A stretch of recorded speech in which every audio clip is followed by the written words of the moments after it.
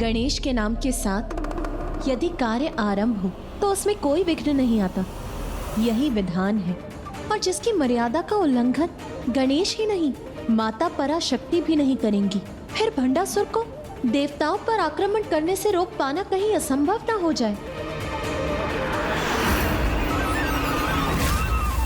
यदि भंडासुर ने विघ्नहर्ता गणेश का स्मरण किया तो वो इसके विघ्न दूर करने के लिए बाध्य हो जाएंगे। इस विघ्न को इस प्रकार मिटाएंगे विघ्नहर्ता गणेश। असुर कपट कर सकते हैं, किंतु ईश्वर अपने कर्तव्य से कभी विमुख नहीं हो सकते। जय विघ्नहर्ता श्री गणेश।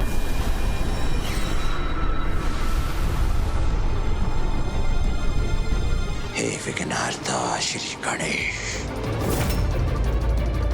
मुझे विचार करने का अवसर भी नहीं मिला और इसने मेरा नाम लेकर मुझ विघ्नहर्ता के लिए ही नया विघ्न प्रकट कर दिया।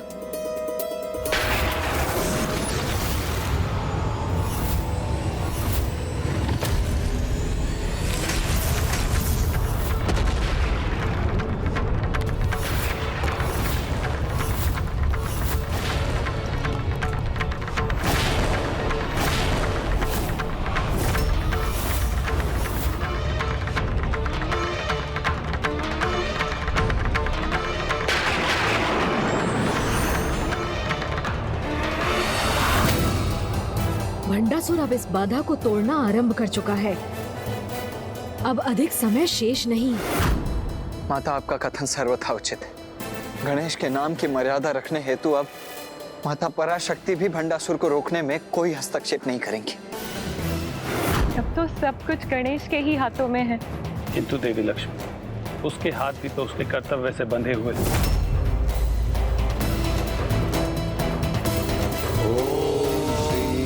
श्री नमः।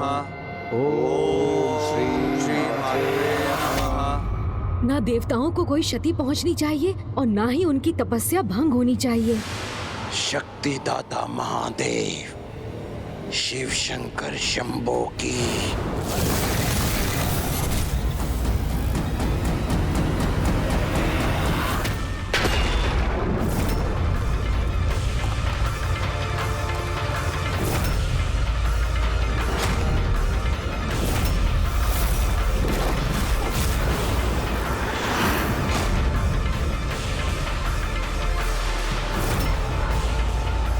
अब शीघ्र ही हमें इन देवताओं पर प्रहार करने का अवसर प्राप्त होगा।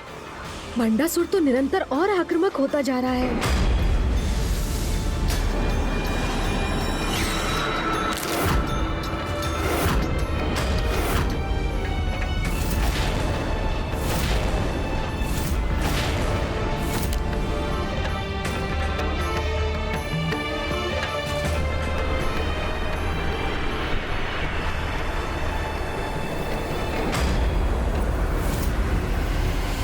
अब ये बाधा पिताजी महाबली असुर महानायक भंडासुर जी के अगले प्रहार के समक्ष नहीं टिक सकेगी। हाँ, ऐसा होते ही हम देवताओं को विमोहिनी रूपी छलावे को भेजने का उचित दंड देंगे।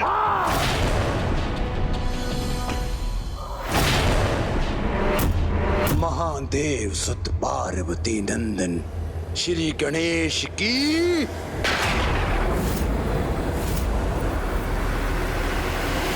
भंडासुर, मैं तो यहाँ हूँ। ये तो मेरे आराध्य श्री गणेश जी का स्वर है।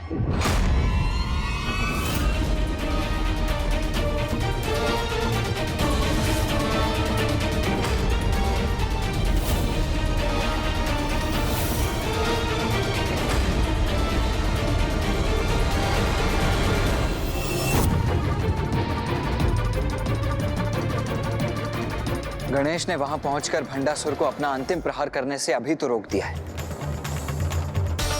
किंतु ऐसा करने में कब तक सफल होता रहेगा?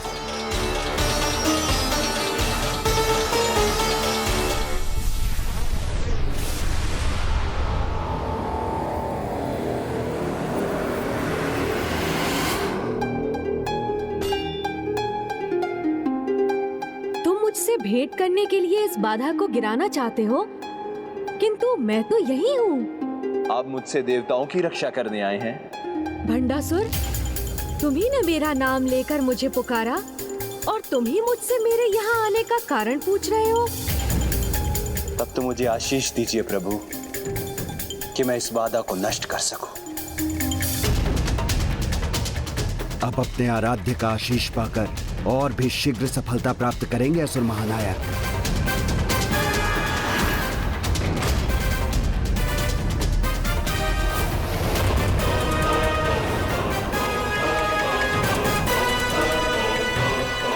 मैं तुम्हें आशीष देता हूँ भंडासुर कि तुम्हारे एक ही प्रहार से ये बाधा नष्ट हो जाए।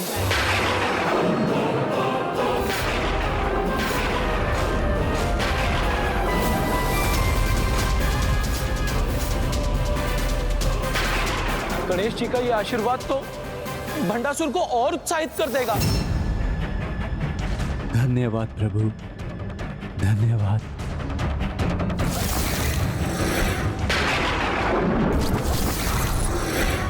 ओम श्री मात्रे नमः। ओम श्री मात्रे नमः।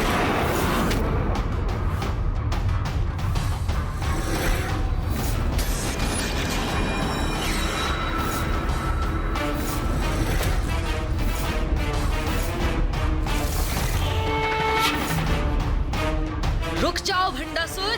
तुमने मुझसे आशीष तो प्राप्त कर लिया भंडासुर, किंतु ये तो कहो, इस बाधा को क्यों नष्ट करना चाहते हो तुम?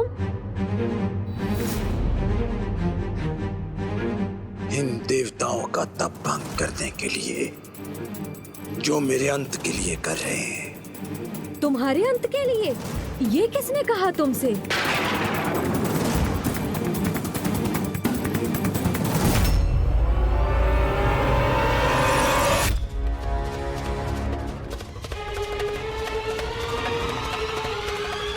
असुर गुरु शुक्राचार्य ने प्रभु। ओह, गुरुदेव ने कहा है, तब तो ये सत्य ही होगा। किंतु तुम तो अति बलशाली असुर महानायक भंडासुर हो। तुम्हें अपने अंत का भय कब से सताने लगा? भय? और मुझे प्रभु? नहीं नहीं, आपका आशीर्वाद और महादेव का वरदान है मेरे साथ। मैं इन देवताओं के समान भयभीत क्यों होऊंगा, जो अबला नारी के समान किसी अन्य शक्ति पर आश्रित हैं। जीवनदायिनी जननी है नारी, स्वयं शक्ति है, और ये असुर नारी को ही हीन मानने की भूल करते हैं। अन्य असुरों से भिन्न होने पर भी नारी के प्रति भंडासुर की ये अनुचित धारणा ही कदाचित इसे रोकने में मेरी सहायक बनेगी। किंतु जो मुझसे द्रोह करने का विचार करे, उनके मन में तो मेरा भय होना ही चाहिए। अपने शासन के सम्मान हेतु इन देवताओं की तपस्या को भंग करना, इतना तो चलता है प्रभु। हाँ, उचित है, किंतु तुम्हें ज्ञात भी है कि ये देवता किसकी तपस्या कर रहे हैं? ज्ञात है प्रभु, भली भांति ज्ञात है। किसी पराशक्ति का तप कर रहे हैं ये देवता। ओम श्री मात्रे नमः। तब तो तुम्हें ये भी ज्ञात होगा वो पराशक्ति कौन है।